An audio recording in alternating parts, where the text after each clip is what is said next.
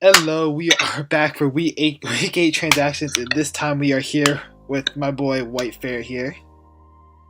Hey guys, it's me, Whitbear21, back on these week 8 transactions. Sorry I wasn't here last week, just schedules didn't sync up, and then we were gonna record, I had a headache. It was like real bad, it was migraine, so yeah, that was real fun. But you know, we're back now. At least you feel better, dude, so that's good. So we're gonna go into these transactions, which, by the way, these people did not make it to the last second of the entire week, so that was fun. I thought we were gonna get another meme video, but you know, we can't have nice things. Yeah, you know, people like this first transaction TCB, you know, just took it away from us here. Whew. So disappointing. Yes. TCP hates memes confirmed?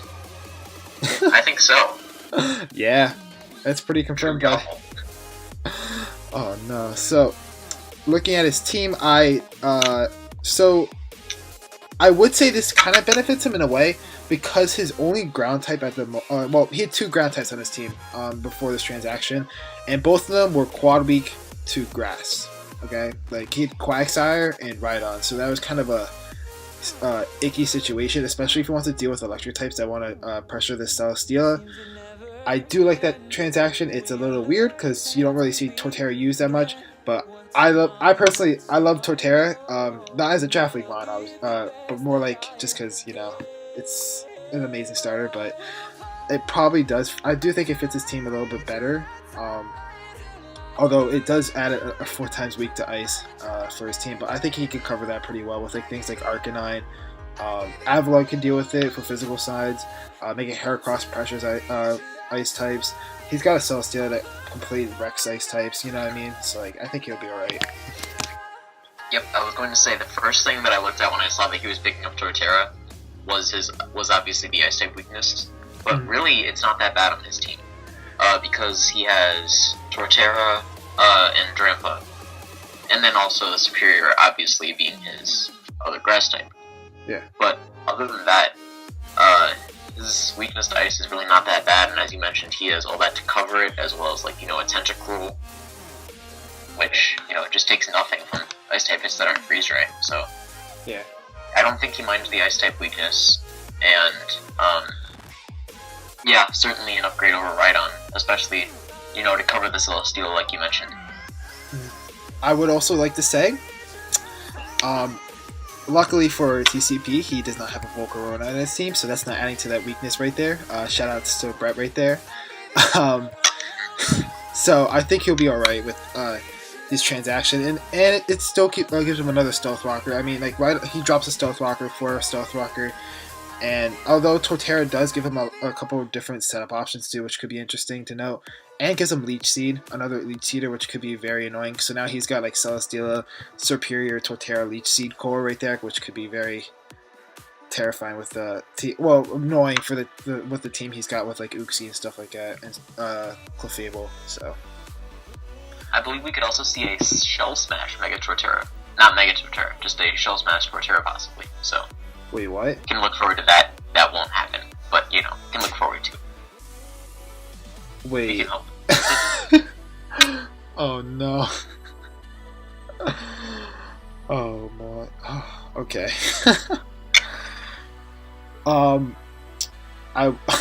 Okay. This thing's gonna slam some wood hammers, hopefully just wrecking some of his foes in his path. So we're gonna go. Yeah, we're gonna go into Ian and Brett. So this couple here decided to conspire against me, I would say, because you know, never mind. We're not talking about that. But Brett ends up trading Ian Exogor for Sneasel. Very interesting transaction. I believe Brett is trying to counter team me, but that's besides the point. Brett, I mean, Ian does get another form of, well, Ian does get T-Spikes now, which is really nice. And Spikes, I don't think he had that on the team before, so like his only form of like hazards were either Stealth Rocks or Sticky Webs. So now he has all forms of hazard setting, as well as the fact that he gets a very fast Mon with good pivot and a Final Gambit kind of Mon that just can nuke something really well. So I think the main thing that this transaction does is to help his speed tiers. Well, you know, not that much because he does have a Crobat, but you know, gives him another, like, you know, thing that's just fast. Because he, before this transaction, he only had, wait, what is Sneasel's speed tier? I don't actually know. 115. 115? Okay. But yeah, well, that's really close to Mega Latios, rather. Yeah. So yeah, that helps spread out his fast Mons a bit more. He still keeps, 3 Mons with a base speed over 100, he just spreads them out a little bit more there, with them now being at 110, 130, and 145 speed. Mm-hmm. Yeah, that's very true.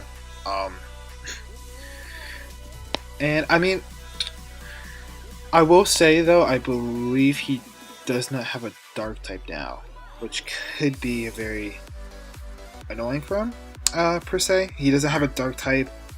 Which I think is essential for drafts. Honestly, with things like if you have to deal with like a Necrozma, luckily he's the one with the Mega Latios, but with like Necrozma, things like that, like Cresselia, if you don't have something like a Dark type, it's going to be very difficult to be able to beat those types of Mons, those really bulky Psychic types.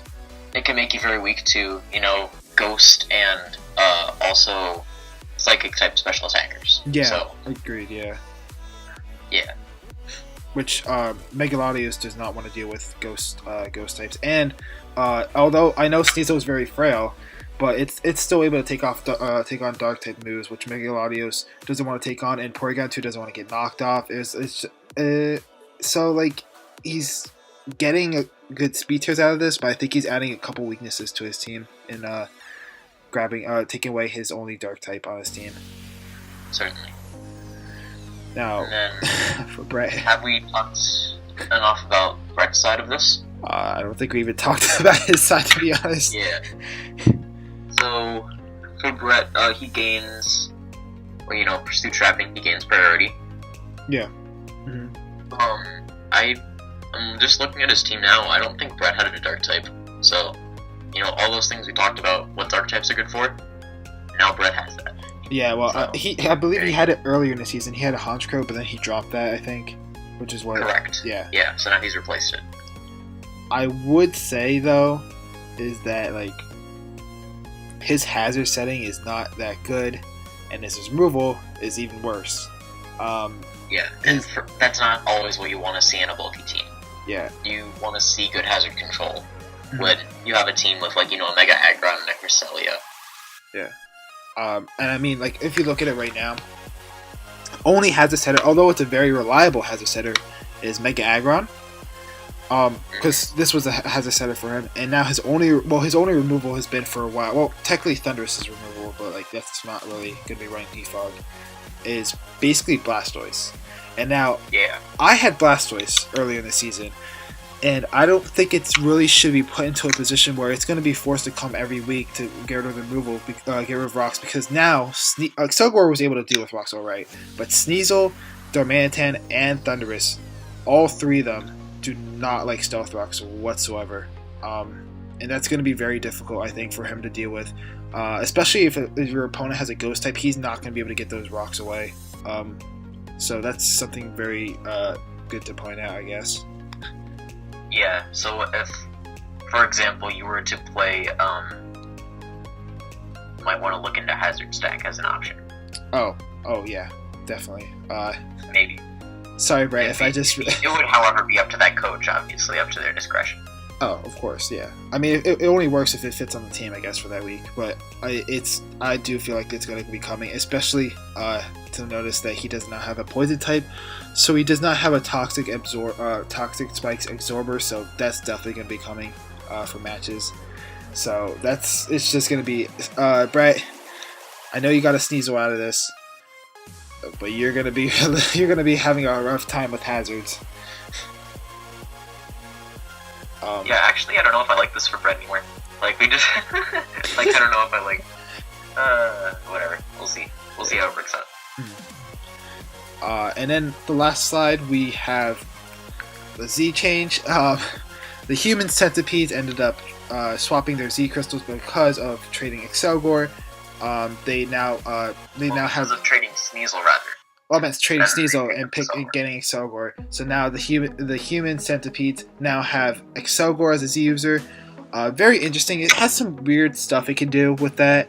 And it's got some weird coverage moves. Like for some reason, this thing gets Water Shuriken. It's really cool. It doesn't benefit from Z Crystal, obviously, but like it's pretty cool tech. It gets things like Z Focus Blast could be really hard. I don't know exactly what Z Final Gambit does, to be honest. It's gotta be something, though, right? It's gotta be something cool. Yeah, I feel like it would be, but it's something to look into if you are playing Ian in the next couple of games to think about. Let me see what Excelgor. I forgot some of the. I feel like you get some really cool status stuff you can do with that. It might, yeah. I would. And if you were perhaps to be playing Ian Week 9, you might want to look into that in your prep. Yeah. I would say that it does. I would say it gets Baton Pass though, so that's very likely thing that could happen. He can run like a Z status move into a Baton Pass, which could be. Or just a Z Baton Pass. Oh, that works too. Exactly. Z me first. Why would you use that? Yeah. I don't even know what that does. Do you know what Z me first does? Doesn't that gives you some sort of stat boost, right?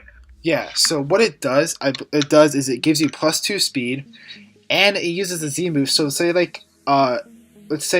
Mimikyu uses Shadow Claw against Excelgor. If you use Z me first on that turn, it pops a Ghostium Z at Mimikyu and gets +2 speed. So that's something to look into. As well as Z Yawn is very interesting to note, because Z Yawn basically gives you a +1 speed boost. Although it doesn't really need it, you can Baton Pass it out, which is something very interesting. And like Acid Armor as well, you can Baton Pass out. It's got a couple interesting things with Baton Pass. So, well, it should be interesting to see how Ian uses this mon. With the Z Crystal use it. Although I would like to say though, is that two of the abilities that Excelgor has gets pretty much nerfed by the fact that he has a Z Crystal, which is Sticky Hold, which Z Crystals can't be knocked off anyway, so you're not going to lose it anyway. And Sticky Hold was great though. I don't really know if you're missing out on Sticky Hold that much. Yeah, I mean it could come in clutch with like a berry kind of thing, or like Life Orb, but also something to note, Unburden. I know this thing's is really fast, but if you have to deal with the Weather Team, which there isn't a Weather Team in here, but it could come into fruition in a future kind of thing. Getting Unburdened with Excelgor will outspeed any of the Rain Sweepers or Sand Sweepers or any of the sweepers in general. So that's something to note that he kind of loses in this. Yeah, that's pretty much what we got for this week. Yep. And we'll be back next week, which is, I believe, the last week of transactions.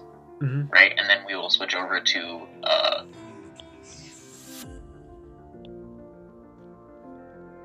if I'm correct, that is, I'm not sure. You just cut out, sorry dude. Alright, so next week, yeah. Looking forward, I believe will be our last week of transactions. Mm-hmm. And after that, we should be transitioning to playoff picture every week. So some hype in the chat for that. Let's go, even though there's not a chat here. Or whatever, hit the comments, let us know if you're excited for playoff picture. It'll still be us though, so you don't get so sadly, of course, for you guys, you don't get a change of hosts. So, and also in the comment section below, please roast Brett as much as you want about this transaction that he made. Feel free. I mean, it's the other ones you could be a little chill about, but like Brett, just let it all out. I mean, we let it out during this transaction video. I think the viewers should be able to share the ability to do that as well for Brett. So, like, for example, if you want to mention that clearly he's adding an ice type to take advantage of his opponent's Volcarona, you could talk about that. Oh, yes. So, so this has been your Week 8 ASL Transactions with Whitefair 21 and Bash. See you guys later. Bye.